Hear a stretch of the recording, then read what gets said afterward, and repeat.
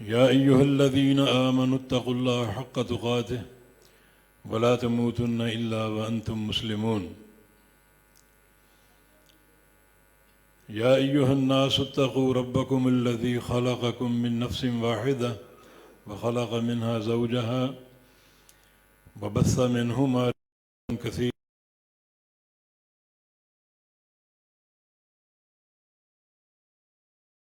الأرحام إن الله كان عليكم رقيبا.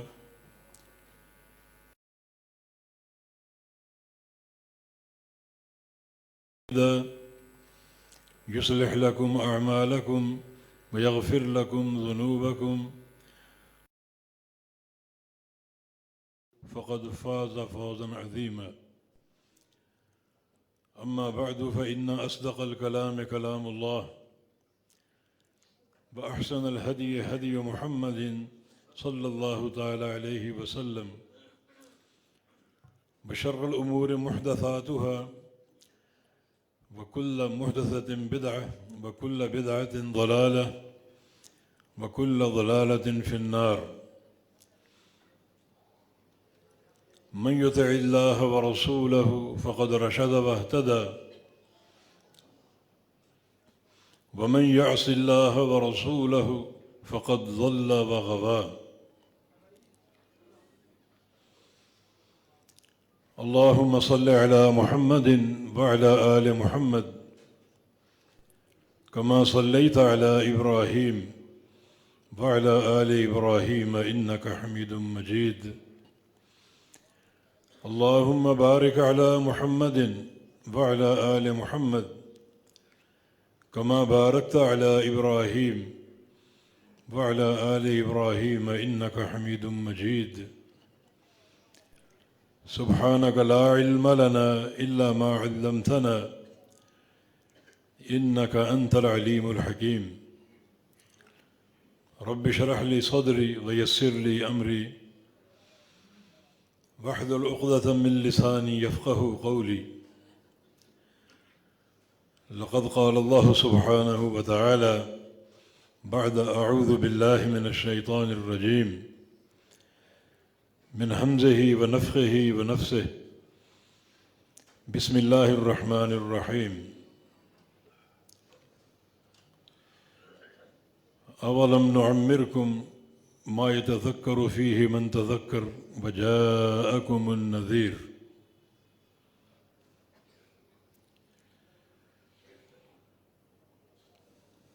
دنیا کی زندگی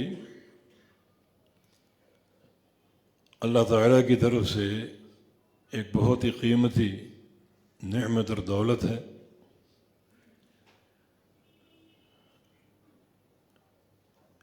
اگر ایک شخص اس کی قدر کو پہچان لے اور اپنے اوقات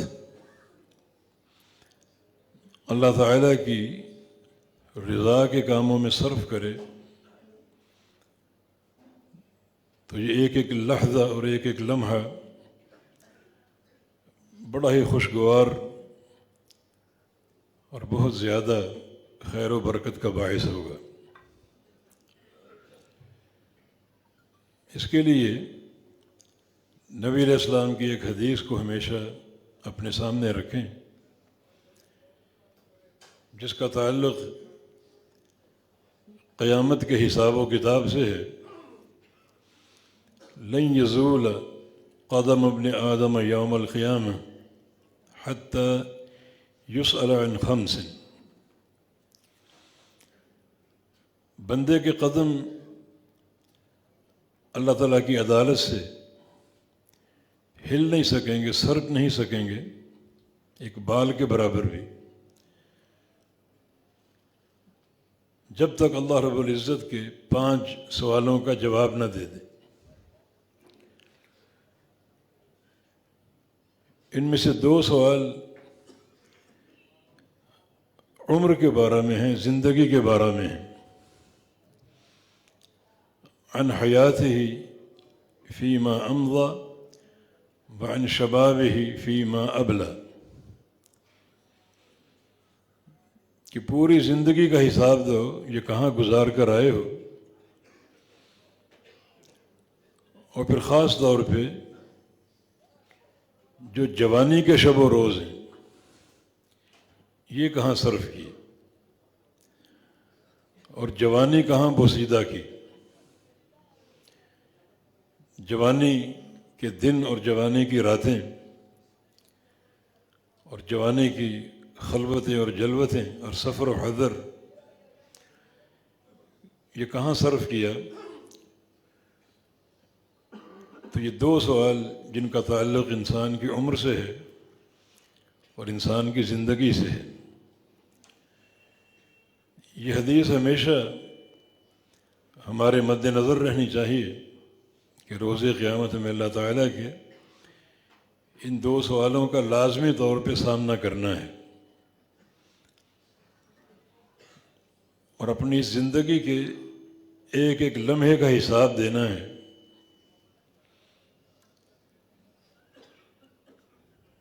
رسول کریم صلی اللہ علیہ وسلم نے اپنی امت کی جو زندگیاں ہیں ان کی ایک اوسط بیان فرمائی ہے. فرمایا کہ اعمار امتی ما بین الستین الی السبعین سنۃ وقل من یجود ذلک. میری امت کی جو عمریں ہیں ان کا اوسط اور ان کا ایوریج 60 اور 70 سال کے درمیان ہے. کچھ لوگ اس عمر سے قبل ہی فوت ہو جائیں گے اور کچھ بعد میں، لیکن ساری امت کی عمروں کا ایک اوسط نکالا جائے تو 60 سے لے کر 70 سال تک ہے. وقل من یجود ذلک، اور یہ 70 کے ہندسے کو بہت تھوڑے لوگ عبور کریں گے. تو آپ صلی اللہ علیہ وسلم نے اپنی امت کی عمروں کی تحدید بھی بیان فرما دی. ایک اور حدیث جامع ترمذی کی، ایک مجلس میں نبی علیہ السلام سے دو سوال ہوئے. ای الناس خیر یا رسول اللہ، یا رسول اللہ صلی اللہ علیہ وسلم سب سے بہترین انسان کون ہے؟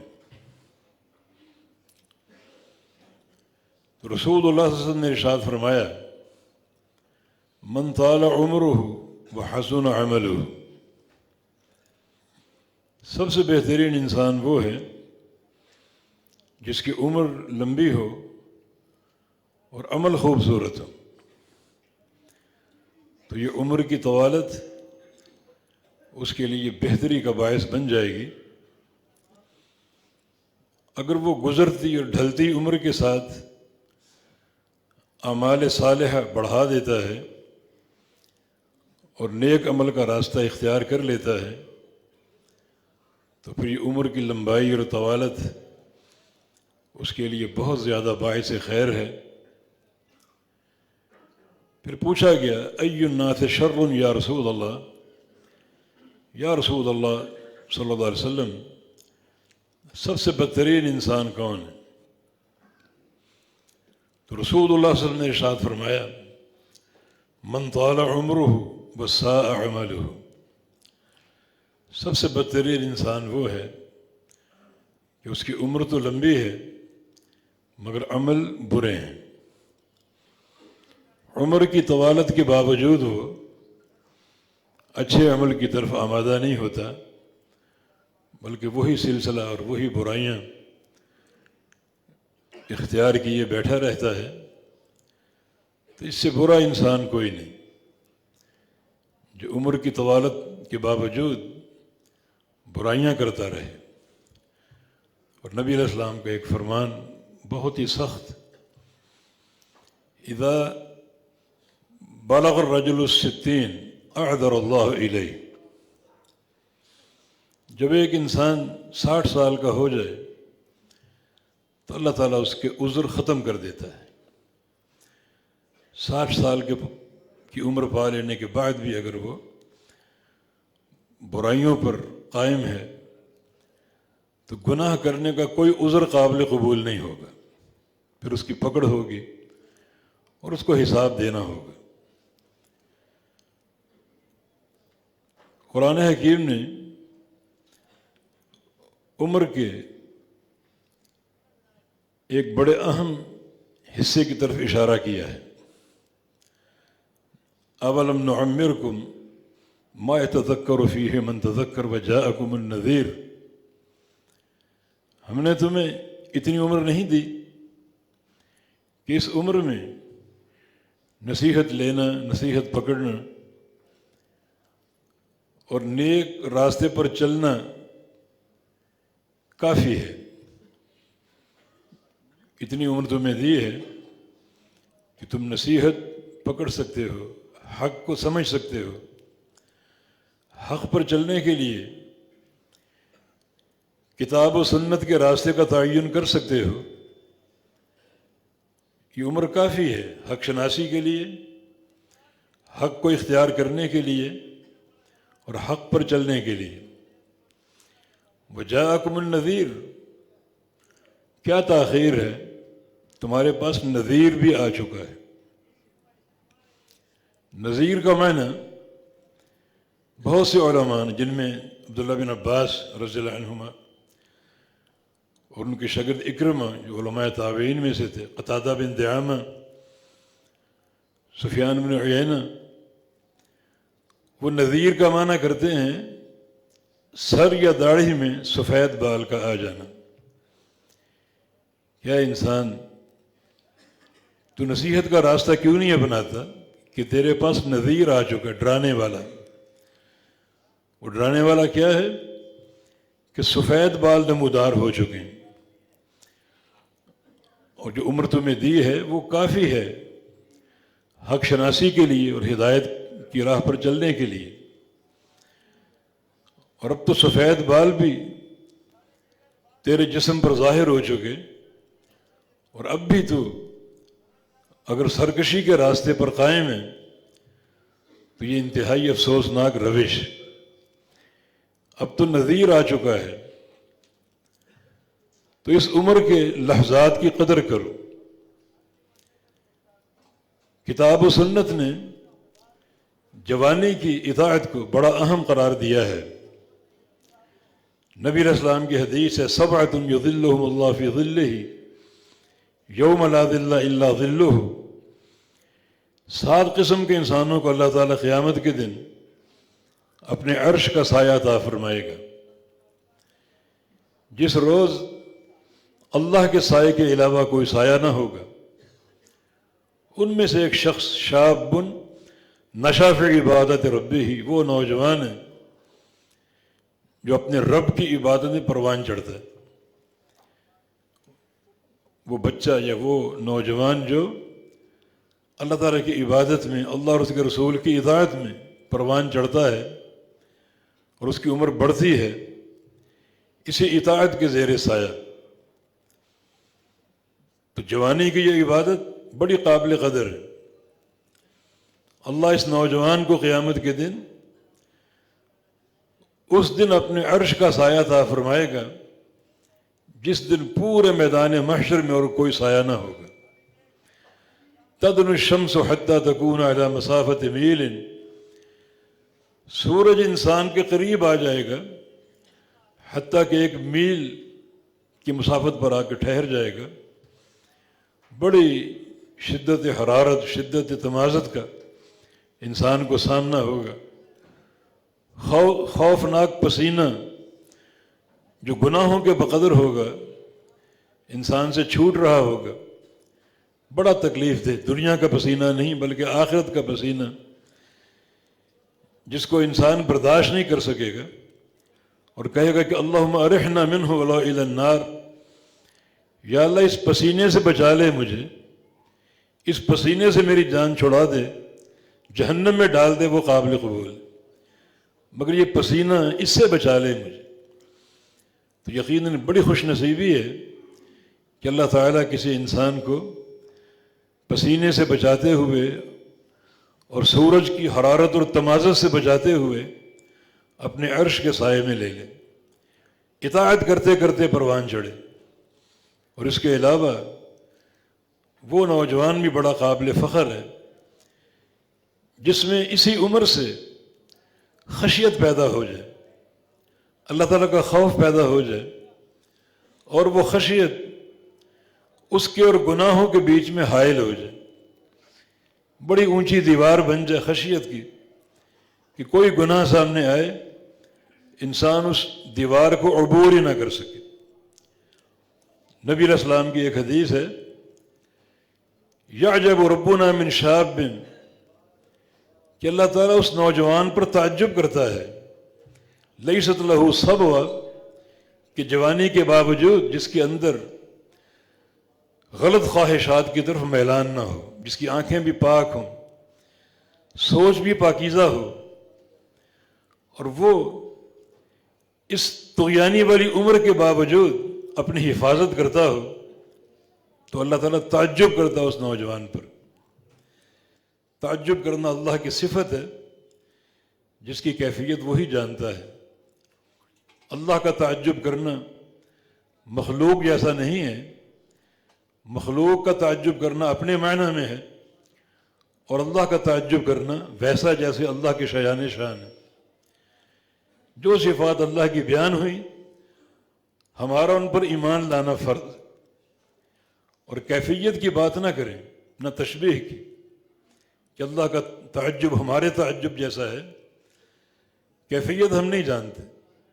جو چیز بتا دی اس پر ایمان ہے، اور وہ اللہ کی صفات ہیں، اور جس چیز پر خاموشی ہے وہ اللہ کے سپرد ہے، اور وہ ہے ان صفات کی کیفیت۔ اللہ تعالیٰ سنتا ہے، اللہ تعالیٰ دیکھتا ہے، کیسے سنتا ہے اور کیسے دیکھتا ہے؟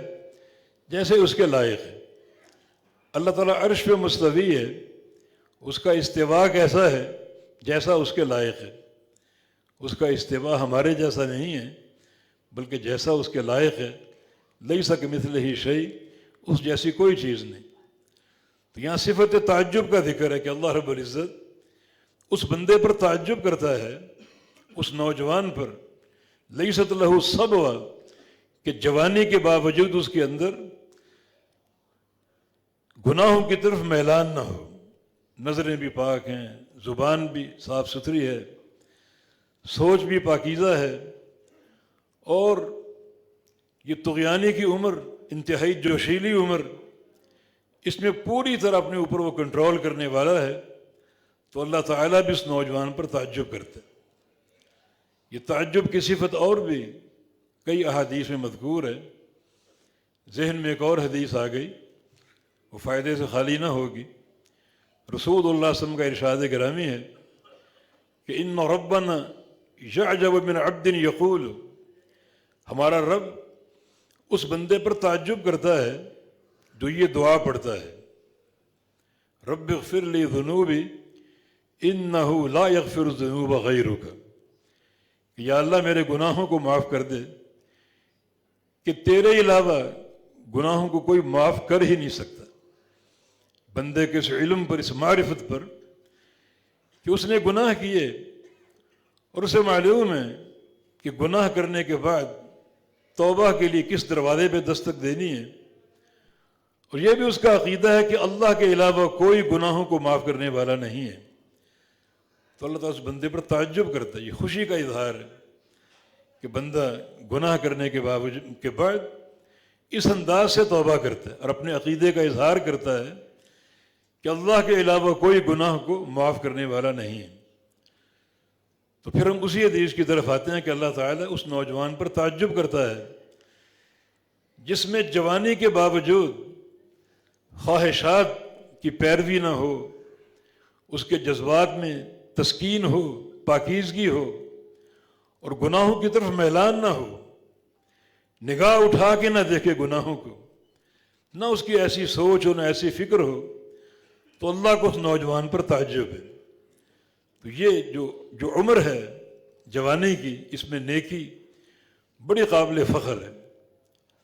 قرآن پاک میں اللہ تعالیٰ نے اصحاب کہف کا ذکر کیا ہے، انہم فتیۃ، یہ غار والے سارے نوجوان تھے، آمنوا بربہم، اپنے رب پر ایمان لائے، وزدناہم ہدی، ہم نے ان کے ایمان میں ترقی دے دی، ان کی ہدایت میں اضافہ کر دیا۔ اللہ تعالیٰ نے خاص طور پہ ان کی جوانی کی عمر کا ذکر کیا کہ جوانی کی عمر کی نیکیاں بڑی عظیم الشان ہیں، بڑی عظیم الشان۔ اس عمر میں وہ ایمان لے آئے۔ دو چیزیں ان کی دیکھی گئی تھیں، ایک ان کا ایمان لانا، اللہ کی توحید کو قبول کرنا، اور دوسرا انہوں نے کہا تھا کہ ہم سارے بکھرے ہوئے ہیں، کوئی اپنے گھر میں، گھروں میں فاصلے بھی ہیں، دور دور رہتے ہیں، تو ایسا کرو کہ ایک غار میں جمع ہو جائیں تاکہ پوری ایک وحدت کے ساتھ متفق اور متحد ہو کر اگلے وقت کی پلاننگ کر سکیں۔ تو یہ دو چیزیں ان کی دیکھی گئیں جو دونوں منہجی ہیں، ایک رب تعالیٰ کی پہچان اور معرفت، اور دوسرا ایک غار میں مل بیٹھنا تاکہ آپس میں ایک وحدت کی فضا بھی قائم ہو، محبت کا ایک رشتہ بھی استوار ہو، اور مل بیٹھ کر اگلے وقت کی کچھ تفکیر کر سکیں، سوچ و بچار کر سکیں۔ یہاں تک ان کا راستہ بالکل درست تھا، تو اللہ پاک نے فرمایا کہ وزدناہم ھدا، ہم نے ان کی ہدایت میں اور ترقی دے دی اور اس میں اضافہ کر دیا۔ تو یہ ساری اس نوجوانی کی عمر کی باتیں ہیں۔ اس عمر کی اطاعت بھی بڑی قابل قدر ہے، اور گناہوں سے بچنے کا جو ایک انداز ہے وہ بھی بڑا قابل قدر ہے۔ اسی حدیث میں جس میں عرش کے سائے کا ذکر ہے، نبی علیہ السلام نے اس نوجوان کا ذکر کیا، رجل دعته امرأة ذات منصب و جمال فقال انی اخاف اللہ۔ جس نوجوان کو کوئی عورت جو خوبصورت بھی ہو اور خاندانی ہو دعوت گناہ دے اور وہ کہے کہ انی اخاف اللہ، مجھے اللہ کا خوف ہے، محض اللہ کے خوف کی بنا پر اس گناہ کو ٹھکرا دے، ٹھوکر مار دے، تو یہ نوجوان بھی قیامت کے روز اللہ تعالیٰ کے عرش کے زیر سایہ ہوگا۔ تو یہ عمر کے سارے مراحل بڑے قابل قدر ہیں، لیکن خاص طور پہ جوانی کی عمر۔ بہت سے نوجوان عزیز یہاں موجود ہیں، بچے یہاں موجود ہیں، ان نصوص پر بڑا غور کریں اور ان نصوص کی روشنی میں اپنی جوانی کی عمر بسر کریں، اللہ تعالیٰ کی اطاعت میں اور اس کے بڑے خوف کے ساتھ۔ اطاعت کا معنی یہ ہے کہ ہر عمل صالح اختیار کرنے کی کوشش کرو، اور خوف کا معنی یہ ہے کہ ایسا اس کا ڈر ہو، ایسی اس کی خشیت ہو کہ ہر گناہ پر اس کی یاد آ جائے اور بندہ اس گناہ سے ہاتھ کھینچ لے، گریزاں ہو، اور اس گناہ کی طرف جھانک کر نہ دیکھے اللہ کے خوف کی بنا پر۔ نبی علیہ السلام نے اپنے ایک صحابی عثمان غنی رضی اللہ عنہ کے بارے میں فرمایا کہ اصدقہم حیاء عثمان، میرے صحابہ میں سب سے سچی حیا عثمان غنی کی، بڑے سچی حیا والے تھے۔ یہ سچی حیا وہ ہوتی ہے جو اللہ تعالیٰ سے کی جائے، ہمیشہ اس کی نگرانی اور اس کے دیکھنے کا تصور ہو، اللہ مجھے دیکھ رہا ہے، رات کا اندھیرا ہو اللہ مجھے دیکھ رہا ہے، خلوت ہو اللہ مجھے دیکھ رہا ہے، جلوت ہو اللہ مجھے دیکھ رہا ہے، دن کا اجالا ہو اللہ مجھے دیکھ رہا ہے، کسی مقام پر چلا جائے اللہ دیکھ رہا ہے۔ یہ تصور ہمیشہ جاگزین رہے، اور اس تصور کا تقاضا یہ ہے کہ جب وہ دیکھ رہا ہے تو پھر میں گناہ کیوں کروں۔ ہمیشہ اس کی حیا کا احترام کرو کہ اللہ دیکھ رہا ہے۔ ہمارا عالم یہ ہے، ہم بعض اوقات لوگوں کی حیا کا احترام کرتے ہیں، کوئی گناہ سامنے ہو، باپ دیکھ رہا ہے، بھائی دیکھ رہا ہے، اور کوئی بڑا دیکھ رہا ہے، اس کی حیا آ جاتی ہے، شرم آ جاتی ہے، اور ہم اس گناہ کو چھوڑ دیتے ہیں۔ تو اللہ تو ہر وقت دیکھ رہا ہے، ہر وقت، کوئی ایسا لمحہ نہیں کہ اللہ تعالیٰ نہ دیکھ رہا ہو، ہر وقت دیکھ رہا ہے۔ تو اللہ تعالیٰ کی ہیبت اور اس کی عظمت اور اس کے وقار کا تقاضا کیا ہے کہ اس کے دیکھنے کی کوئی پرواہ نہ کی جائے، بات دیکھ رہا ہے، اس کی ہمیں پرواہ ہو، فکر ہو، تو اللہ تو ہر وقت دیکھ رہا ہے۔ علامہ ابن قیم رحمہ اللہ کی ایک عبارت بڑی قابل قدر ہے کہ یا من جعلت اللہ احون الناظرین الیک، اے انسان افسوس ہے تجھ پر، تجھے جو لوگ جو بھی دیکھ رہے ہیں ان میں تو نے سب سے گھٹیا نعوذ باللہ اللہ کو قرار دیا کہ لوگ دیکھ رہے ہیں، ان کی پرواہ کر رہے ہو، ان کی حیا کر رہے ہو، اور اللہ ہر وقت دیکھ رہے، اس کی کوئی حیا نہیں، چن چن کر گناہ کرتے ہو۔ تو ان لحظات کی قدر کرو۔ بالکل یہ جو نوجوانی کی عمر ہے اسے بڑا سنبھال کے صرف کرو اللہ اور اس کے رسول کی اطاعت میں، جس کا تقاضا یہ کہ ہر نیکی اختیار کرو، اور اللہ کے خوف کے ساتھ جس کا تقاضا یہ کہ ہر گناہ سے بچو اور اللہ کی خشیت کو اپنے اوپر غالب کر لو کہ کوئی گناہ نہ ہونے پائے، اور اگر بتقاضۂ بشریت گناہ ہو جائے تو کبھی توبہ کو ملتوی نہ کرو کہ توبہ بڑھاپے میں کر لیں گے، بلکہ فوری توبہ کر لو، اور فوری توبہ کر کے استقامت کا راستہ اپنا لو اور اختیار کر لو۔ اب یہ جوانی کی عمر بیت رہی ہے، اور اگر ایک انسان اس عمر میں بھی گناہوں کا ارتکاب کرتا ہے، معصیتوں کا ارتکاب کرتا ہے، حتیٰ کہ داڑھی اور سر میں سفید بال آ گئے، اب اللہ ڈرا رہا ہے کہ ہم نے تمہیں ایک عمر دی اور تم اپنی مستی میں محو رہے۔ بجاکم النذیر، اے انسان تیرے پاس اب نذیر آ چکا ہے، ڈرانے والا۔ بہت سے محدثین نذیر کا معنی سفید بال، سفید بال نمودار ہو چکے ہیں، ڈرانے والا آ چکا ہے، گویا تمہاری ٹانگیں قبر میں پہنچ چکی ہیں، اور اب بھی تم سنبھلتے نہیں ہو، اپنی اصلاح کی طرف توجہ نہیں دیتے، عمل صالح کا راستہ اختیار نہیں کرتے۔ اب تو نذیر آ چکا، ڈرانے والا آ چکا، اب بھی رجوع کر لو۔ سابقہ زندگی اگر معصیتوں میں گزری تو سچی توبہ کر لو، اللہ تعالیٰ بہت جلد توبہ قبول کرنے والا ہے۔ نبی علیہ السلام کا ارشاد گرامی، انا نبی التوبہ، میں توبہ کا نبی ہوں، میرے دین میں توبہ کو ایک خصوصی اہمیت حاصل، اور اللہ رب العزت بہت جلد بڑے آسان طریقے سے بندے کی توبہ قبول کر لیتے۔ یہ ایک عجیب معاملہ ہے کہ انسان گناہ کرتا ہے اور توبہ کی توفیق اللہ کی طرف سے ملتی، اور بندہ اللہ کی دی ہوئی توفیق سے توبہ کرتا ہے اور اللہ اس توبہ کو قبول کر لیتا ہے۔ گناہ انسان کرتا ہے اور توبہ کی توفیق اللہ دیتا ہے، اور توبہ کرنے والے کی توبہ قبول بھی کر لیتے۔ قل یا عبادی الذین اسرفوا علی انفسہم لا تقنطوا من رحمت اللہ ان اللہ یغفر الذنوب جميعا، میرے وہ بندو جو اپنے اوپر زیادتی کر بیٹھے گناہوں کی، اللہ کی رحمت سے مایوس نہیں ہونا۔ بلا شبہ اللہ تعالی سارے گناہوں کو بخشنے والا ہے، بڑا وہ غفور الرحیم ہے۔ گناہوں کو بخشنا اس کی رحمت کی متقاضیات میں سے، سارے گناہوں کو بخشنے والا ہے، کوئی گناہ اس سے بڑا نہیں ہے جس کو وہ معاف نہ کر سکے، سارے گناہوں کو بخشنے والا ہے۔ توبہ کر لو، اللہ رب العزت گناہوں کو بخش دے گا اور معاف کر دے گا۔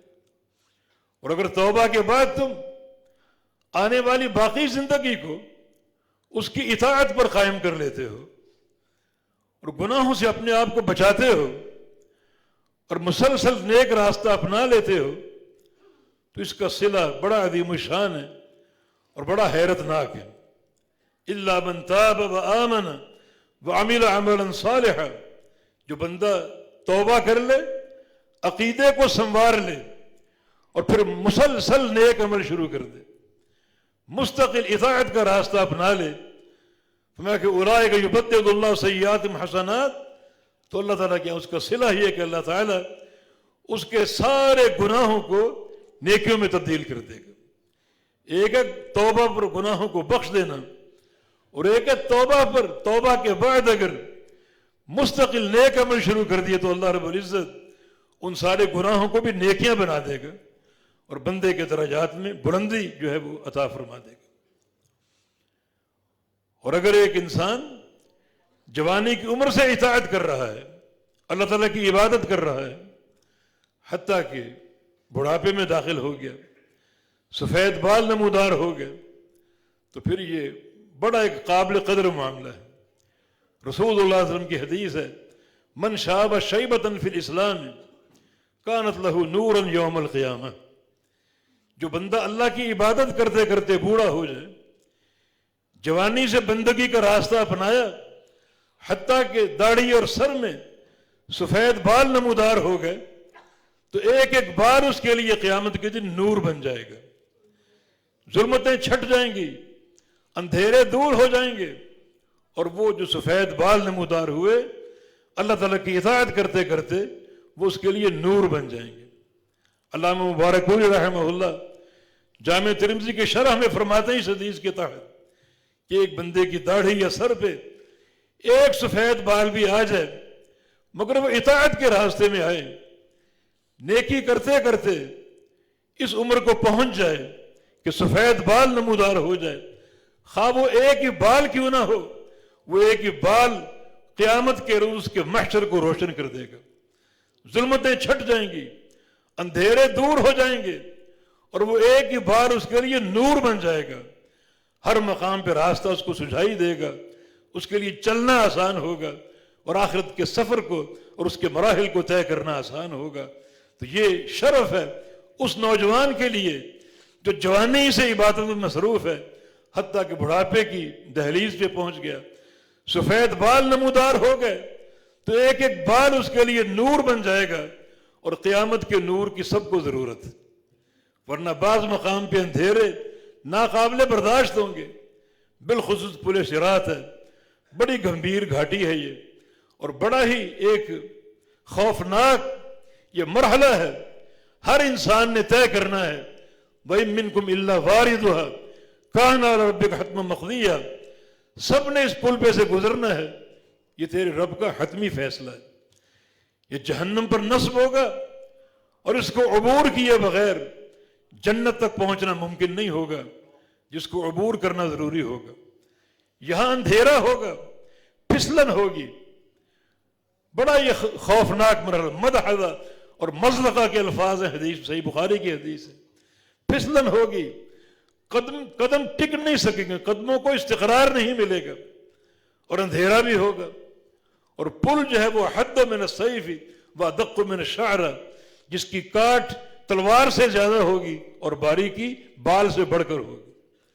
اب یہ ایسا راستہ ہو، نیچے جہنم کی آگ دہک رہی ہے، راستہ ایک سمجھیں کہ ایک تیز رفتار جو ہے وہ ایک تیز رفتار بلیڈ کی مانند ہے، ریزر کی مانند ہے، جس کو ہم نے چل کے عبور کرنا ہے، پھر اندھیرا بھی ہو اور پھسلن بھی ہو، قدموں کو استقرار نہ ملتا ہو اور قدم ٹک نہ سکیں، تو کیسے وہاں چلنا ممکن ہوگا، کیسے وہاں پر اس پل کو عبور کرنا ممکن ہوگا؟ یہ پل بھی کوئی دنیا کا پل نہیں ہے، جہنم کی پشت پر قائم ہوگا، جس جہنم میں اللہ تعالیٰ نے بے شمار جنوں اور انسانوں کو ڈالنا ہے، کتنا بڑا یہ گھر ہے، کتنا وسیع یہ پل ہوگا، اندھیرا ہی اندھیرا جس کو عبور کرنا ہے، تو ایسے میں اس کو نور کی ضرورت ہوگی۔ نور فراہم ہو رہا ہے عمل صالح کے ذریعے، من شاب شیبۃ فی الاسلام کانت لہ نورا یوم القیامہ، جو بندہ اطاعت کرتے کرتے بوڑھا ہو جائے اور اس کے داڑھی یا سر پہ سفید بال نمودار ہو جائے، تو بال اس کے لیے نور بن جائیں گے اور اس کے محشر کو روشن کر دیں گے، چلنا آسان ہوگا، راستہ طے کرنا اور عبور کرنا آسان ہوگا اس نور کی برکت سے۔ بلکہ اللہ رب العزت اپنے نیک بندوں کے اعمال کو بھی نور بنا دے گا۔ نبی علیہ السلام کی حدیث ہے کہ یمر الناس علی قدر نورہم، اور دوسری حدیث میں یمر الناس علی قدر اعمالہم، کہ اس پل سے لوگ گزریں گے اپنے نور کے بقدر، اور دوسری حدیث میں اس پل سے لوگ گزریں گے اپنے اعمال کے بقدر، مانا وہ نور انسان کے اعمال کا ہوگا، جتنے اعمال زیادہ کر لو گے اتنا نور بڑھ جائے گا، جتنا نور بڑھے گا اتنا تیزی سے اس کو عبور کر جاؤ گے، جیسا کہ حدیث میں بجلی کی طرح پار کرنا، پلک جھپکنے کی طرح پار کرنا، بادلوں کی رفتار سے پار کرنا اور سمندر کی لہروں سے پار کرنا، بہت سی احادیث مروی ہیں۔ تو وہ بقدر نور ہے، اعمال صالحہ کا نور، اور اطاعت کرتے کرتے، عمل صالح کرتے کرتے بڑھاپے کی دہلیز تک پہنچنے پر سفید بالوں کا نور۔ من حافظ علی الصلوات کانت لہ نورا، جو نمازوں کی حفاظت کرے گا تو ایک ایک نماز اس کے لیے قیامت کے روز نور بن جائے گی۔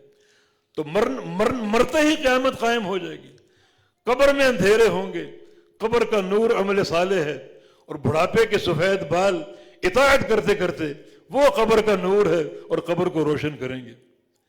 تو یہ عمر سارے مراحل اس کے بڑے قابل قدر۔ اور ایک اور حدیث میں رسول اللہ صلی اللہ علیہ وسلم کا فرمان ہے، من شاب شیبۃ فی الاسلام کانت لہ بکل شعرۃ حسنہ، جو بندہ اسلام میں اللہ کی اطاعت کرتے کرتے بوڑھا ہو جائے اور اس کے بال سفید ہو جائیں، بالوں پر سفیدی نمودار ہو جائے، ایک ایک سفید بال اس کے لیے نیکی بن جائے گا۔ اللہ تعالیٰ ایک ایک بال کے بدلے اسے نیکی عطا فرمائے گا، بشرط یہ ہے کہ وہ اللہ اور اس کے رسول کی اطاعت میں اس عمر کو پہنچے، جوانی ہی سے اس کی عبادت کا شوق پیدا ہو جائے، حتیٰ کہ وہ عبادت کرتے کرتے بڑھاپے تک پہنچ گیا اور سفید بال نمودار ہو گئے، تو ایک ایک بال اس کے لیے نیکی ہوگی، اور اللہ تعالیٰ ایک ایک بال کے بدلے اس کے جنت میں درجات بلند کرے گا، اور ایک ایک بال کے بدلے اللہ تعالیٰ اس کے گناہوں کو معاف فرمائے گا۔ تو یہ سفید بال جو ہیں، ان کے تین جو ہیں وہ اجر اس حدیث میں بیان ہوئے، ایک ہر بال نیکی بن جائے گا، اور دوسرا ہر بال ایک گناہ کی بخشش کا باعث ہوگا، اور تیسرا ہر بال جنت میں درجات کی بلندی کا باعث ہوگا۔ اس سے بڑھ کر حدیث کیا ہوگی؟ رسول اللہ صلی اللہ علیہ وسلم کا فرمان ہے کہ ان من اجلال اللہ اکرام ذی الشیبۃ المسلم، اللہ تعالیٰ کی تعظیم اگر بجا لانی ہے تو تین کام کرو، تین چیزوں کی تعظیم اختیار کر لو۔ ایک، اس مسلمان کی تعظیم کرو جس کی اسلام کی حالت میں بالوں میں سفیدی آ جائے، بال سفید ہو جائیں، اکرام ذی شیبۃ المسلم، وہ مسلمان جو سفید بالوں والا ہو۔ اگر تم چاہتے ہو کہ اللہ کی تعظیم کرو، اللہ کا اکرام کرو، تو اللہ کی تعظیم کا تقاضا یہ ہے کہ سفید بال والوں کا اکرام کر لو، سفید بال والوں کی تعظیم کر لو۔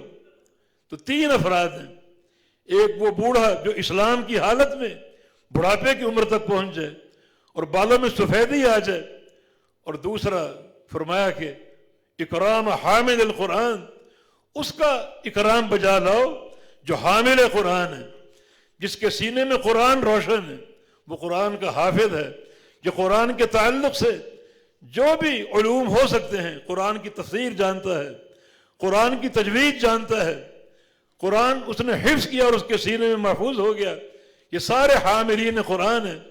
تو اللہ کی تعظیم اگر بجا لانی ہے تو حاملین قرآن کی تعظیم کرو، جو قرآن کے مفسر ہیں، قرآن کے علماء ہیں، قرآن کے حفاظ ہیں، ان کی تعظیم کرو۔ یہ طبقہ دنیا میں سب سے محترم ہے، تو اس طبقے کی تعظیم در حقیقت اللہ تعالیٰ کی تعظیم کے مترادف ہے۔ اور تیسرا، وَإِكْرَامَ ذِي السُّلْطَانِ الْمُقْسِطِ، اس بادشاہ کا یا اس حاکم کا اکرام کرو اور اس کی تعظیم بجا لاؤ جو دنیا میں نظام عدل قائم کرتا ہے، جو ظالم نہیں بلکہ عادل ہے، اس حکمران کی جو ہے وہ تعظیم بجا لاؤ۔ اس کی تعظیم اللہ کی تعظیم ہے اور اس کا اکرام اللہ کا اکرام ہے۔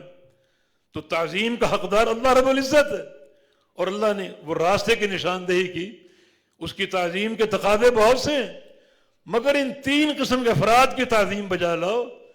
ایک جو اسلام کی حالت میں بڑھاپے کو پہنچ جائے، اور بالوں میں سفیدی نمودار ہو جائے، دوسرا حامل قرآن ہے، اور تیسرا وہ حکمران جو عادل ہو، جو عدل قائم کرے، ظالم نہ ہو. تو یہ تینوں اکرام کے مستحق ہیں، اور ان کا اکرام اللہ کا اکرام ہے، اور ان کی تعظیم اللہ کی تعظیم. لیکن اگر اس عمر کو پا لینے کے باوجود، بڑھاپے میں پہنچ جانے کے باوجود اگر گناہوں کا سلسلہ قائم ہے تو یہ زیادہ ہیبت ناک بھی ہوگا اور ہولناک بھی ہوگا.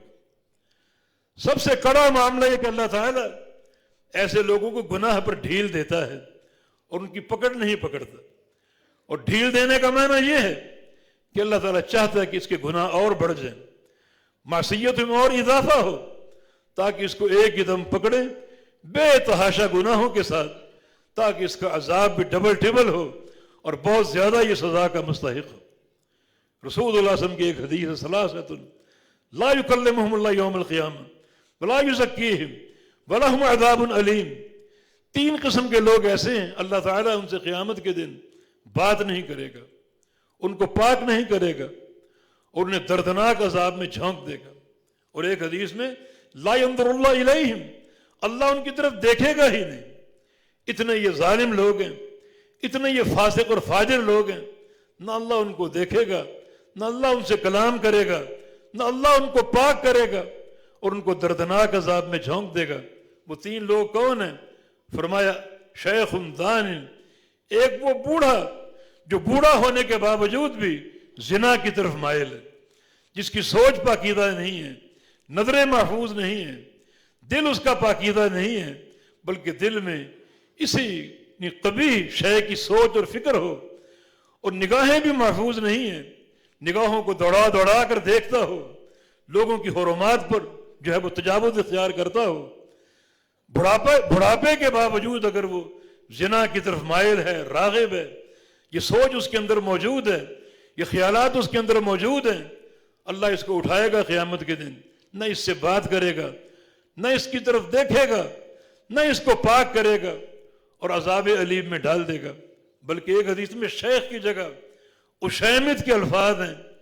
اشیمت عربی لفظ ہے جس کا معنی اشیمت وہ شخص ہے جس کے سر کے بالوں میں یا داڑھی کے بالوں میں ایک سفید بال آ جائے، یا چند سفید بال آ جائیں، اور اس کے بال مکس ہو جائیں، کالے بھی ہیں سفید بھی ہیں، اس کو اشیمت کہتے ہیں.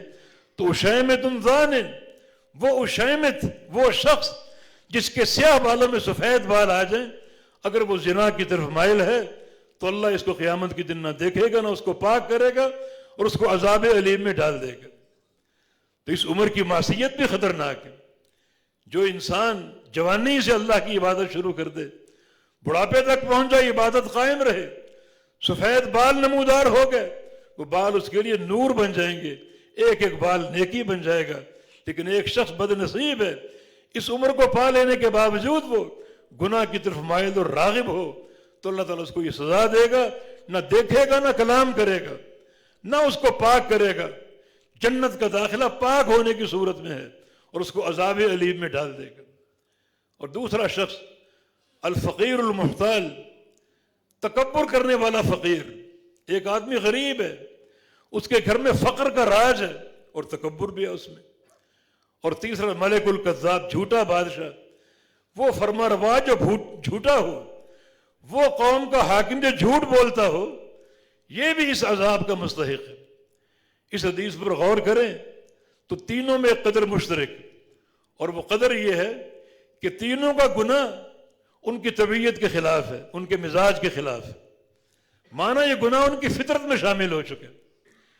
بوڑھا آدمی اگر زنا کی طرف مائل ہے تو بوڑھا آدمی تو کمزور ہو چکا، اس کے قواعد شہوانیاں معطل ہو چکے، پھر بھی گناہ کی فکر ہے، زنا کی طرف رغبت ہے، تو مانا یہ زنا کا عمل اس کی فطرت کا حصہ بن چکا ہے. ہو سکے یا نہ ہو سکے، مگر اس کی فطرت میں اب تک شامل ہے یہی سوچ، اسی قسم کی باتیں، نظریں جو ہیں وہ ناپاک نجس، تو یہ مانا اس کی فطرت کا حصہ بن چکا ہے.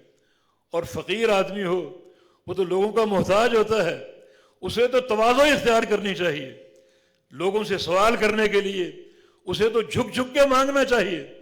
لیکن وہ تکبر کرتا ہے، حالانکہ تکبر اس کے پیشے کے خلاف ہے، اس کے مزاج کے خلاف ہے. تو مانا تکبر کرنا اس کی فطرت میں شامل ہو چکا ہے کہ فقر کے باوجود متکبر. اور بادشاہ کو جھوٹ بولنے کی کیا ضرورت ہے؟ وقت کے حاکم کو جھوٹ بولنے کی کیا ضرورت ہے؟ فوج اس کے پاس ہے، سپاہ اس کے پاس ہے، اور ریاست کے خزانے اس کے پاس ہے. کیا کمی اس کے پاس؟ کس چیز کا خوف ہے اس کے پاس کہ وہ جھوٹ بول رہے؟ تو مانا جھوٹ بولنا اس کی فطرت میں شامل ہو چکا ہے کہ اگرچہ اس کا مزاج اس گناہ کے لائق نہیں ہے مگر پھر بھی وہ جھوٹ بولتا ہے، تو عمر اس کی فطرت کا حصہ بن چکا ہے. اللہ کے بندو، اپنے آپ کو سب جانتے ہیں، کوئی ایسا گناہ ہمارے اندر ہو جو ہمارے مزاج کے خلاف ہو تو سمجھو کہ ہماری عادت بن چکا ہے، ہماری فطرت بن چکا ہے. بڑا وہ ہیبت ناک اور بڑا خوفناک گناہ ہے جس کی وعید آپ نے سن لی کہ اللہ تعالیٰ ایسے لوگوں سے نہ بات کرے گا، نہ ان کی طرف دیکھے گا اور ان کو عذاب علیم میں ڈال دے گا. یہ عمر مستعار موجود ہے، ہم سب موجود ہیں. اس عمر کی قدر کرو. یہ عمر ایک امتحان ہے جو اللہ نے عطا فرمائی. کل موت اچانک آ جائے گی، پھر حساب ہی حساب ہے. آج عمل ہے اور کل حساب ہے، آج حساب نہیں ہے اور کل عمل نہیں ہوگا، پھر سوائے پچھتاوے کے کچھ نہ ہوگا. ایک ایک لحظے کی قدر کرو. اللہ بڑا قدردان ہے. جو لمحات اللہ کو دے دو گے، اللہ ان لمحات کی حفاظت کرے گا اور ان لمحات کی قدر کرے گا، جس کی مثالیں کئی احادیث میں ہیں. رسول اللہ صلی اللہ علیہ وسلم کا فرمان ہے، ایک بندہ بستر پر جائے 33 بار سبحان اللہ کہہ دے، 33 بار الحمدللہ کہہ دے، 33 بار لا الہ الا اللہ کہہ دے، یہ 99 کا عدد ہو گیا. اور 100 پورا کرنے کے لیے لا الہ الا اللہ وحدہ لا شریک لہ لہ الملک و لہ الحمد وہو علی کل شیء قدیر. اللہ سن رہا ہے اور اللہ خوش ہوتا ہے کہ میرا بندہ جو تھک ہار کے بستر پر لیٹا، نیند کا غلبہ ہے مگر دعائیں پڑھ کر سونا چاہتا ہے، یہ وقت مجھے دے رہا ہے، وہ 1 منٹ کا وقت ہو، 2 منٹ کا وقت ہو، اللہ اس کی قدر یہ کرتا ہے کہ ہن مئۃ فی اللسان یا ہن مئۃ علی اللسان والف فی المیزان. میرے بندے یہ 100 کا عدد تیری زبان پر ہے، کل جب قیامت قائم ہوگی تیرے ترازو میں اس 100 کے عمل کو 1000 بنا کر تولوں گا. 100 تیری زبان پر ہیں اور میرے میزان میں یہ 1000 بنیں گے اور میں ان کا وزن کروں گا، تیرے اعمال کو بڑھاؤں گا کہ تو نیند کے غلبے کے باوجود یہ وقت مجھے دے رہا ہے، اس وقت کی قدر کر رہا ہے. تو اللہ آپ کے اس عمل کی قدر کرے گا اور اس عمل کو بڑھا چڑھا کر آپ کو عطا فرمائے گا. بڑا وہ قدردان ہے، بڑا قدردان ہے. صحیح بخاری کی حدیث ہے، ایک شخص چلا جا رہا تھا اپنے دھیان میں اور اللہ اس کو دیکھ رہا ہے. اللہ تعالیٰ نے ارسل اللہ لہ ملکن، اپنا ایک فرشتہ بھیجا کہ جاؤ انسان کی شکل اختیار کر کے اس کے راستے میں کھڑے ہو جاؤ اور اس سے کہو یہ کہاں جا رہا ہے، یہ وقت تو کس لیے صرف کر رہا ہے. وہ شخص اس کو روک لیتا ہے، پوچھتا ہے میرے بھائی تم کہاں جا رہے ہو؟ کہا کہ سامنے بستی میں جا رہا ہوں. کیوں جا رہے ہو؟ اپنے ایک وہاں بھائی رہتا ہے، اس سے اللہ کے لیے ملنے جا رہا ہوں، مجھے اسے اللہ کے لیے محبت ہے، اللہ کے لیے تعلق ہے اور اس سے ملاقات کرنے جا رہا ہوں. فرشتے نے پوچھا سوچ لو کوئی اور بھی دنیا کی غرض ہوگی، رشتے کا معاملہ ہوگا یا قرض کا لین دین ہوگا یا اور کوئی تجارتی معاملہ ہوگا. کہا کچھ نہیں، نہ کوئی تجارت ہے، نہ کوئی قرض ہے، نہ کوئی رشتہ ہے، بس میرا بھائی ہے، مجھے اسے لوجہ اللہ محبت ہے تو اس سے اللہ کی رضا کے لیے ملنے جا رہا ہوں. تب اس شخص نے کہا کہ میں انسان نہیں ہوں بلکہ فرشتہ ہوں اور خود نہیں پہنچا، اللہ نے مجھے تیرے لیے بھیجا ہے اور تیرے لیے یہاں کھڑا کیا ہے تجھے یہ بتانے کے لیے کہ ان اللہ یحبک بما احببت لہ، کہ اللہ تعالیٰ تجھ سے محبت کرنے لگا ہے کہ تم نے اس بندے سے اللہ کے لیے محبت کی اور یہ تھوڑا سا وقت صرف کیا اس سے ملنے کے لیے، یہ 2-4 منٹ یا 1-8 گھنٹہ، تاکہ سامنے بستی میں پہنچ کر اپنے بھائی کی زیارت کر لو اور اللہ کی رضا کے لیے مل لو. اس محبت کی بنا پر تم اللہ کی محبت کے مستحق بن چکے ہو. تو اس بندے نے کیا کیا ہے؟ کوئی خون نہیں بہایا، پسینہ نہیں بہایا، کوئی ٹنوں کا ٹن اناج خرچ نہیں کیا، کوئی بڑی رقم کا صدقہ نہیں دیا، کوئی حج بیت اللہ نہیں کیا، بلکہ اپنی عمر میں سے اس وقت میں سے تھوڑا سا وقت نکالا اپنے ایک بھائی کی ملاقات کے لیے، صرف اللہ کی رضا کے لیے، کوئی دنیا کی غرض نہیں تھی، تو اللہ نے اس کے اس وقت کی قدر کی اور اللہ تعالیٰ اس سے محبت کرنے لگا۔ وہ بندہ جب گھر سے نکلا تو اللہ کا محبوب نہیں تھا، مگر اس تھوڑے سے عمل کی بنا پر اللہ کا محبوب بن گیا۔ اور جو بندہ اللہ کا محبوب بن جائے، اللہ اس کی قدر کرتا ہے، اس کی عزتوں کی حفاظت کرتا ہے۔ ان اللہ اذا حب عبدا نادى جبریل، جب اللہ کو کسی بندے سے محبت ہو جاتی ہے، اللہ جبریل کو پکارتا ہے، انی احب فلانا فاحبہ جبریل، مجھے فلاں بندے سے محبت ہو چکی، فلاں بندے سے میرا پیار پڑ چکا، تو بھی اس سے محبت کر۔ جبریل بھی اس سے محبت کرتے ہیں اور ساتوں آسمانوں کو فرشتوں میں اعلان کرتے ہیں کہ ان اللہ یحب فلانا فاحبوہ، اللہ کو فلاں بندے سے محبت ہو گئی، تم بھی اس سے محبت کرو۔ سارے فرشتے محبت کرتے ہیں اس بنا پر کہ جبریل اس سے محبت کرتا ہے، اس بنا پر کہ وہ بندہ رب تعالیٰ کا محبوب ہے۔ اس بندے کا نام عرش معلیٰ پر گونج رہا ہے، اللہ اس کا نام لے رہا ہے، جبریل امین کے سامنے لے رہا ہے، اور جبریل امین ساتوں آسمانوں کے فرشتوں کو اس محبت کا گواہ بناتے ہیں اور محبت کرنے کا حکم دیتے ہیں۔ فرشتوں کی محبت کیا ہے؟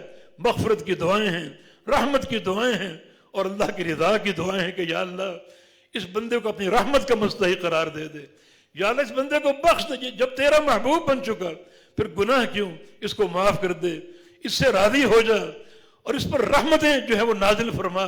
یہ فرشتوں کی محبت کا معنی ہوتا ہے۔ تو اس بندے نے کیا کیا ہے؟ تھوڑا سا وقت صرف کیا، اللہ کو دیا وہ وقت، اور اللہ اس وقت کا بڑا قدردان ہے، بڑا قدردان۔ رسول اللہ صلی اللہ علیہ وسلم کی حدیث ہے، جب قیامت قائم ہوگی اور محشر کا میدان قائم ہوگا، میدان محشر میں جس عمل کا سب سے پہلے اجر مرتب ہوگا وہ یہی عمل ہے، اللہ کے لیے محبت کرنا، اللہ کے لیے ملنا جلنا، اللہ کے لیے زیارتیں کرنا، اللہ کے لیے ملاقاتیں کرنا، اللہ کے لیے مل بیٹھنا۔ چنانچہ اللہ تعالیٰ کی طرف سے ندا آئے گی، ایھا المتحابون بجلالی، وہ میرے بندے کہاں ہیں جو دنیا میں میری خاطر محبت کیا کرتے تھے، جن کا پیار میرے لیے تھا، دنیا کی غرض سے پاک تھا، میرے لیے محبتیں تھیں، میرے لیے ملاقاتیں تھیں، وہ لوگ کہاں ہیں؟ اللہ ان کو اٹھنے کی اور کھڑا ہونے کی توفیق دے گا، اور اللہ فرمائے گا آج ان کے لیے معاشر کے میدان میں دو اعزاز منتظر ہیں۔ ایک اعزاز یہ ہے، لہم منابر من نور یغبطہم النبیون والصدیقون والشہداء، ان کے لیے میں نے نور کے ممبر تیار کیے ہوئے، نور کے ممبر، ان پر بٹھاؤں گا انہیں، ان کے اعزاز کو دنیا کے سامنے واضح کروں گا اس میدان محشر میں، جہاں لوگوں پر نفسی نفسی کا عالم جو ہے وہ طاری ہوگا، اور کیسے کیسے مجرم ہوں گے، کیسے کیسے باغی ہوں گے۔ نبی علیہ السلام کا فرمان ہے، کچھ لوگ حساب و کتاب کے لیے آئیں گے اپنے سر کے بل چلتے ہوئے، اپنے پاؤں سے نہیں چلیں گے، ٹانگوں سے نہیں چلیں گے، اپنے سروں کے بل چل کر اللہ کے ہاں پہنچیں گے اور اپنا حساب و کتاب دیں گے۔ کیا ان کے گناہ ہوں گے اور کیا ان کی معصیتیں ہوں گی۔ تو ایسے میں یہ لوگ جو نور کے ممبروں پر بیٹھے ہیں، کیا ان کی شان اور وقار ہوگا۔ یہ وہ لوگ ہیں جن کا دنیا میں تعلق اور محبت اللہ کی رضا کے لیے تھا، یہ ان کا ایک اعزاز ہے۔ نور کے ممبر پر بیٹھیں گے اور یغبطہم النبیون والصدیقون والشہداء، اور ایسا قرب ان کو اللہ کا حاصل ہوگا کہ انبیاء، صدیقین اور شہداء انہیں دے کر رشک کریں گے، اتنا اللہ کے قریب رشک کریں گے۔ یہ قرب انبیاء کو بھی ملے گا، زیادہ ملے گا، مگر اس چھوٹے سے عمل کی بنا پر اللہ نے اس قدر قرب دے دیا، اللہ نے اس کی نیکی کی قدر کی، اس وقت کی قدر کی جو وقت اللہ کی رضا کے لیے دیا، اللہ کے لیے جانا، ملنا، ملاقاتیں کرنا، اللہ کی رضا کے لیے۔ اللہ اس وقت کا قدردان ہے۔ نور کے ممبر تیار ہوں گے، اتنا قریب بٹھائے گا کہ انبیاء اور صدیقین اور شہداء اسے دے کر رشک کریں گے۔ دوسرا اعزاز کیا ہے؟ الیوم اذلہم تحت ذلی یوم لا ذل الا ذلی، آج میں انہیں اپنے عرش کے سائے تلے بٹھاؤں گا، عرش کے سائے تلے لے لوں گا، انہیں معاشر کی گرمی سے بچاؤں گا، اس تپتی دھوپ سے بچاؤں گا، سورج کی حرارت سے بچاؤں گا، دنیا پر واضح کروں گا یہ میرے وہ بندے ہیں جن کی نیکی کیا تھی، اللہ کی رضا کے لیے ملنا اور اللہ کی رضا کے لیے محبت کرنا۔ یہ محبت اور یہ میل جول وقت چاہتا ہے، تھوڑا وقت ہو یا زیادہ ہو، ہے یہ اللہ کی رضا کے لیے، اور اللہ بندوں کے وقت کا بڑا قدردان ہے۔ مسند احمد کی حدیث یاد آ گئی، تھوڑا طویل واقعہ ہے، 2-4 منٹ میں ختم کر دوں گا. اللہ کے پیارے پیغمبر مدینہ میں کھڑے تھے اپنے چند صحابہ کے ساتھ. دور سے ایک سوار دکھائی دیا جس کے بارے میں حدیث کے الفاظ ہے کہ یوذع ناقتہ، اپنی اونٹنی بڑی تیز رفتاری سے دوڑا رہا تھا، بڑی تیز رفتاری سے اونٹنی کو دوڑا رہا تھا جیسے گھوڑا دوڑ رہا. نبی علیہ السلام اس کی یہ تیزی دیکھ رہے اور آپ فرماتے ہیں کأنہ یریدکم، لگتا ہے یہ شخص بڑے اعلیٰ مقصد کے تحت تمہارے پاس ہی آ رہا ہے. دنیا کی خاطر اتنی تیزی بندہ اختیار نہیں کرتا. اتنی تیزی اگر اختیار کرتا ہے تو معنی وہ اللہ کے لیے آ رہا ہے، اللہ کے دین کے لیے آ رہا ہے جو سب سے اعلیٰ اور عرفہ مقصد ہے. اور واقعی وہ قریب آیا، اللہ کے نبی کے پاس آ گیا، صحابہ کے پاس آ گیا. دیکھا نہیں تھا نبی علیہ السلام کو پہلے. آپ نے پوچھا من این اقبلت، اے سوار تم کہاں سے آ رہے ہو، کس علاقے سے آ رہے ہو؟ اس نے علاقے کا نام نہیں بتایا بلکہ کہا کہ اقبلت من اہلی و مالی و عشیرتی، میں اپنے گھر بار کو چھوڑ کر آ رہا ہوں، اپنی تجارتوں کو چھوڑ کر آ رہا ہوں اور اپنے قوم قبیلے کو چھوڑ کر آ رہا ہوں. فرمایا کہ ان سب کو کیوں تم نے چھوڑا اور کس سے ملنا چاہتے ہو؟ عرض کرتا ہے کہ ارید محمد صلی اللہ علیہ وسلم، میں اس شخصیت سے ملنا چاہتا ہوں جس کا نام محمد ہے، جو اللہ کا سچا رسول ہے. فرمایا کہ میں محمد ہوں. سن کر بڑا خوش ہوا، باغ باغ ہو گیا اور کہا کہ میں اتنی دور سے آیا ہوں ایک ہی مقصد کے تحت، اور وہ مقصد یہ ہے کہ دلنی علی عمل اذا عملتہ دخلت الجنہ، کہ میں جہنم سے کیسے بچوں اور جنت کا داخلہ میرے لیے کیسے ممکن ہوگا.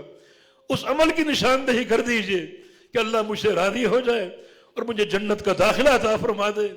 اللہ اپنے غضب سے بچا لے، اپنے عذاب سے بچا لے اور جنت کا داخلہ عطا فرما دے. رسول اللہ صلی اللہ علیہ وسلم نے اسے ارکان خمسہ کی تعلیم دی. 2 شہادتیں، اللہ کی توحید کی گواہی اور اللہ کے رسول کی رسالت کی گواہی، اور نماز قائم کرنا، زکوٰۃ دینا، رمضان کے روزے اور حج بیت اللہ، ان ارکان کی تعلیم دی. اس نے سن لیا اور سمجھ لیا اور کہا مجھے واپسی کی جلدی ہے تاکہ اپنی قوم کو جا کر بتاؤں کہ اللہ کے سچے رسول کو مل کر آ رہا ہوں اور جنت کا پروگرام لے کر آ رہا ہوں. واپسی کے لیے مڑا اور اس کی اونٹنی کا پاؤں ایک بل میں داخل ہوا اور وہ شخص گر گیا، توازن برقرار نہ رہ سکا، گرا بھی گردن کے بل اور وہیں وہ شہید ہو گیا، فوت ہو گیا. آپ نے فرمایا کہ اس کو اٹھا کر میرے پاس لاؤ. صحابہ اٹھا کر لائے. بڑا آپ نے فرط محبت سے اپنا چہرہ اس کے قریب کیا، اس کو پیار کرنے کے لیے، اظہار محبت کے لیے. لیکن فوراً آپ پیچھے ہٹ گئے اور صحابہ سے پوچھا کیا تم جانتے ہو؟ میں فوراً کیوں پیچھے ہٹا؟ عرض کیا کہ ہم نہیں جانتے. فرمایا کہ انی رأیت الملائکہ یدوسون فی فیہ من ثمار الجنہ. جب میں نے چہرہ قریب کیا میں نے اللہ کے فرشتوں کو دیکھا، اس کے منہ میں جنت کے پھل ڈال رہے تھے. فعرفت انہ کان جائعا، جس سے مجھے یہ اندازہ ہوا کہ یہ بھوکا تھا، اس کو کھانے کی ہوش نہیں تھی، پینے کی ہوش نہیں تھی، ایک ہی دن سوار تھی. یہ سارا وقت جو میں دے رہا ہوں یہ اللہ کی رضا کے لیے دوں، جنت کا پروگرام معلوم کرنے کے لیے دوں، مدینے کے لیے دوں اور اللہ کے حبیب سے ملنے کے لیے دوں. یہ شخص جو ہی اللہ کے ہاں پہنچا بھوکا گیا، پیاسا گیا. وہ بڑا قدردان ہے، اس کی مہمان نوازی میں کوئی دیر نہ ہوئی، فرشتے پہنچ گئے جنت کے میوے لے کر اور جنت کے پھل لے کر. کیسی وہ قدردان ذات ہے. تو ان لمحات پر غور کرو، اللہ کے لیے صرف اور اللہ کے لیے استعمال کرو. جب استعمال کرو گے ایک ایک لحظہ اور ایک ایک لمحہ اللہ تعالیٰ ہو سکتا ہے اجر کے اعتبار سے اس کو صدیوں میں پھیلا دے، بے تحاشا اس کا اجر دے. لیکن اگر ہم بغاوت کا راستہ اپنائیں گے، گناہ اور معصیت کو راستہ اپنائیں گے تو یاد رکھیں پھر اللہ کا قہر اور اس کا غضب انتہائی شدید اور ہولناک ہوگا اور ناقابل برداشت ہوگا. اللہ تعالیٰ سے اس کی رضا کا سوال ہے. یا اللہ ہم سے راضی ہو جا، یا اللہ ہم سے راضی ہو جا. یا اللہ ہمارے گناہوں کو نہ دیکھ، اپنی رحمت کو دیکھ، اپنی رحمت کا وسیع دائرہ. یا اللہ اس رحمت میں ہمیں ڈھانپ لے، ہمیں جنت کا داخلہ عطا فرما دے. ہماری چمڑیاں جہنم کی آگ کو برداشت نہیں کر سکتی. یا اللہ ہمیں جہنم سے بچا لے، جنت کا داخلہ عطا فرما دے، ہم سے راضی ہو جا، توحید کا فہم عطا فرما دے، اپنے پیارے پیغمبر کی غلامی، سچی محبت اور ان کی اطاعت عطا فرما دے. اقول قولی ھذا واستغفر اللہ لی ولکم وآخر دعوانا ان الحمد للہ رب العالمین.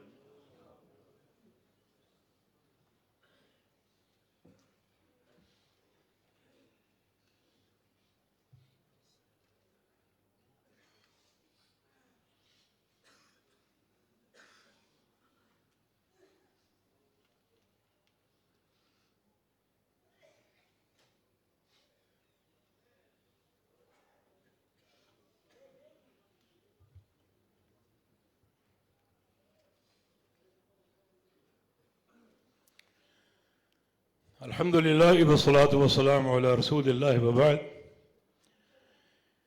یہ عمر کے صرف کرنے کے تعلق سے نبی علیہ السلام نے فرمایا کہ بہت سے لوگ اس تعلق سے دھوکہ کھائے ہوئے ہیں اور اپنی فراغت کو اور اپنی عمر کو ضائع کرتے ہیں، بیٹھے رہتے ہیں، خیالی پلاؤ پکاتے رہتے ہیں، سوچتے رہتے ہیں ایسی ایسی سوچیں جن کا حصول ناممکن ہوتا ہے اور اس طرح وقت کو برباد کرتے ہیں. یہ سوچیں شیطان کے غلبے سے پیدا ہوتی ہیں، تو اپنی ہر مجلس کو اللہ کے ذکر سے بھر دو تو شیطان کا غلبہ بھی ٹوٹے گا، اور یہ ذکر کے کلمات شیطان کی پشت پر کوڑے بن کر برسیں گے، اور یوں آپ وقت کی حفاظت کے قابل ہوں گے. کوئی بھی لمحہ ہو اور کوئی لحظہ کوئی مرحلہ ہو زندگی کا، وہ سارے مراحل آپ اللہ اور اس کے رسول کی اطاعت میں صرف کریں گے. بہت سے اذکار ہیں، لا حول ولا قوت الا باللہ، پورے فہم کے ساتھ کہ کوئی یا اللہ طاقت نہیں ہے نہ گناہوں سے بچنے کی اور شر سے بچنے کی، اور نہ نیکیاں اختیار کرنے کی اور خیر حاصل کرنے کی. کوئی دنیا کی خیر ہو، چھوٹی ہو بڑی ہو، تیری توفیق سے حاصل ہوگی، اور کوئی دنیا کا شر ہو، چھوٹا ہو یا بڑا ہو، تیری توفیق سے بچاؤ ممکن ہوگا. یہ بندے کا عقیدہ بھی بن جائے اور لا حول ولا قوت الا باللہ کا ورد بھی ہو، تو پھر شیطان کا غلبہ بھی ایک شر ہے. اللہ اس کلمے کی برکت سے اس غلبے سے بچائے گا انسان کو، اور اس کی سوچ کا دھارا شریعت کی طرف منتقل ہوگا. اور ویسے بھی نبی علیہ السلام کی حدیث ہے، لا حول ولا قوت الا باللہ کنز من کنوز الجنہ، جنت کے خزانوں میں سے ایک خزانہ ہے. ایک انسان ایک بار یہ کلمہ پڑھے تو اللہ ایک خزانہ تیار کر کے اس کا جنت میں ڈال دے گا. پڑھتے جاؤ، ہزاروں بار پڑھو، لاکھوں بار پڑھو، وہاں کوئی کمی نہیں ہے. خزانوں کے ڈھیر لگا دو، بنتے جائیں گے اور بڑھتے جائیں گے. اور ایک اور حدیث جامع ترمذی کی، رسول اللہ صلی اللہ علیہ وسلم کا فرمان ہے کہ لا حول ولا قوت الا باللہ باب الجنہ، جو جنت کے 8 دروازے ہیں، کوئی نماز کا دروازہ، کوئی روزے کا اور کوئی صدقے کا، ایک دروازہ اس کا نام ہے لا حول ولا قوت الا باللہ. اس دروازے سے وہ لوگ داخل ہوں گے جو کثرت سے دنیا میں اس کلمے کا ذکر کرتے ہوں، اٹھتے بیٹھتے لا حول ولا قوت الا باللہ پڑھتے ہوں، لیکن پورے فہم کے ساتھ اور معنی کے ادراک کے ساتھ. تو مستقل ایک دروازہ آپ کا منتظر ہے اگر کثرت سے اس کلمے کا ذکر کریں گے. تو اس کلمے کے بہت سے فائدے ہوئے. ایک فائدہ یہ کہ انسان اپنے آپ کو اللہ کے ہاتھوں میں دے دیتا ہے کہ میری کوئی ہستی نہیں ہے، میرا کوئی کمال نہیں ہے، میں تیرے ہاتھوں میں ہوں اور تیرے سپرد ہوں. ہر گناہ سے، ہر شر سے تو بچائے گا اور ہر خیر تیری توفیق سے ملے گی. تو یہ دنیا کا فائدہ کہ اللہ رب العزت اس کے اس عقیدے کی برکت سے اس پر بے پناہ مہربانی کرے گا. جنت کا دروازہ اس کا منتظر ہوگا اور جنت کے خزانے اس کے لیے تیار ہوں گے. تو لا حول ولا قوت الا باللہ کے ذکر سے اپنی مجالس کو بھرو، چلتے پھرتے پڑھو. بڑے اس کے فائدے ہیں، بڑا ہی عظیم کلمہ ہے اور توحید کا مرقع ہے. عقیدہ توحید کی، معرفت کی بڑی ٹھوس اور قوی بنیاد ہے. اللہ پاک مجھے اور آپ کو توفیق عطا فرما دے. یہ ہمارے ایک بھائی وہ لکھتے ہیں کہ ان کی پھوپھی کا جوان بیٹا عظیم محمود، اس کا انتقال ہو گیا ڈینگی کی وجہ سے. اللہ ہم سب کو اس مرض سے بچائے، ڈینگی کے مرض سے بچائے، اور یا اللہ کرونا کے مرض سے بچا لے، اور ہم سب کو عافیت اور صحت اور شفا والی زندگی عطا فرما دے. اللہ ہمارے اس بھائی کو، اس کی بشری لغزشوں کو معاف فرما دے. اللہ اس کی مغفرت فرما دے، جنت الفردوس کا داخلہ عطا فرما دے، اور اللہ جنت میں اس کے درجات بلند فرما دے. جو لواحقین اللہ ان سب کو صبر دے دے، اور اللہ اس کی ساری منزلیں آسان فرما دے.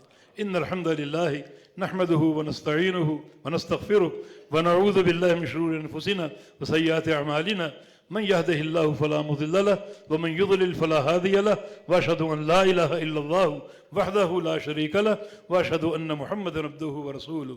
يا ايها الذين امنوا اتقوا الله حق تقاته ولا تموتن الا وانتم مسلمون. يا أيها الناس اتقوا ربكم الذي خلقكم من نفس واحدة وخلق منها زوجها وبث منهما رجالا كثيرا ونساء واتقوا الله الذي تساءلون به والأرحام إن الله كان عليكم رقيبا. يا أيها الذين آمنوا اتقوا الله وقولوا قولا سديدا يصلح لكم أعمالكم ويغفر لكم ذنوبكم ومن يطع الله ورسوله فقد فاز فوزا عظيما. اللهم صل على محمد وعلى آل محمد كما صليت على إبراهيم وعلى آل إبراهيم إنك حميد مجيد. اللهم بارك على محمد وعلى آل محمد كما باركت على إبراهيم وعلى آل إبراهيم إنك حميد مجيد. ربنا آتنا في الدنيا حسنة وفي الآخرة حسنة وقنا عذاب النار. ربنا ظلمنا أنفسنا وإن لم تغفر لنا وترحمنا لنكونن من الخاسرين. ربنا ظلمنا أنفسنا ظلما كثيرا ولا يغفر الذنوب إلا أنت فاغفر لنا مغفرة من عندك وارحمنا إنك أنت الغفور الرحيم. اللهم انصر الإسلام والمسلمين. اللهم انصر من نصر دين محمد صلى الله عليه وسلم واجعلنا منهم. واخذل من خذل دين محمد صلى الله تعالى عليه وسلم ولا تجعلنا منهم. اذهب الباس رب الناس واشف انت الشافي لا شفاء الا شفاؤك شفاء لا يغادر السقما. اللهم اشفنا شفاء كاملا. اللهم ارفع عنا وباء كورونا وارفع عنا وباء دينغي. اللهم احفظنا واحفظ سائر بلاد المسلمين. ربنا تقبل منا انك انت السميع العليم وتب علينا انك انت التواب الرحيم برحمتك يا ارحم الراحمين. وصلى الله عليه